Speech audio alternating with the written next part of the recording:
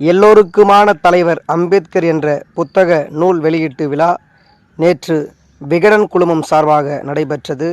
இவ்விழாவில் கலந்து கொண்டு பேசிய தமிழக வெற்றிக் கழகத்தினுடைய தலைவர் நடிகர் விஜய் அவர்கள், மக்கள் உணர்வுகளை மதிக்க தெரியாத, மக்களுக்கான அடிப்படை சமூக நீதி பாதுகாப்பை உறுதி செய்ய இயலாத, கூட்டணி கணக்குகளை மட்டுமே நம்பி இருமாப்புடன் 200 வெல்வோம் என்று எகத்தாள முழக்கமிடும் மக்கள் விரோத ஆட்சியாளர்களுக்கு என் மக்களுடன் இணைந்து நான் விடுக்கும் எச்சரிக்கை என்னவென்றால், நீங்கள் உங்கள் சுயநலத்திற்காக பல வழிகளில் பாதுகாத்து வரும் உங்களின் கூட்டணி கணக்குகள் அனைத்தையும் 2026இல் மக்களே மைனஸ் ஆக்கிவிடுவார்கள் என பேசியிருந்தார். இந்த பேச்சுக்கு கடுமையாக எதிர்வினை ஆற்றும் வகையில், இதற்கு தகுந்த பதிலடி கொடுக்கின்ற வகையில் அறநிலையத்துறை அமைச்சர் PK சேகர்பாபு அவர்கள் செய்தியாளர்களை சந்தித்து அவர் பேசிய கருத்து என்பது, வருகின்ற சட்டமன்ற தேர்தலில் 200 என்கின்ற திமுகவின் நம்பிக்கை வீணாகும் என்று ஒரு சிலர் அதிமேதாவிகளாக, தற்குறிகளாக களத்திற்கே வராமல்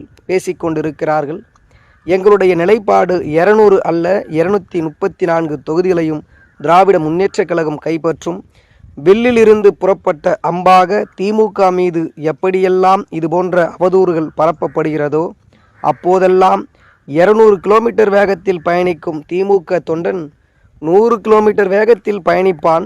மீண்டும் தமிழ்நாட்டின் முதலமைச்சராக முத்துவேல் கருணாநிதி ஸ்டாலின் அவர்களை அரியணை ஏற்றும் வரை எங்களுடைய வேகம் குறையாது என இந்து சமய அறநிலையத்துறையினுடைய அமைச்சர் PK சேகர்பாபு அவர்கள் தெரிவித்திருக்கிறார். குறிப்பாக தமிழக வெற்றிக் கழகத்தினுடைய தலைவர் விஜய் அவர்களுக்கு தகுந்த பதிலடியை கொடுத்திருக்கிறார் இந்து சமய அறநிலையத்துறையினுடைய அமைச்சர் PK சேகர்பாபு அவர்கள்.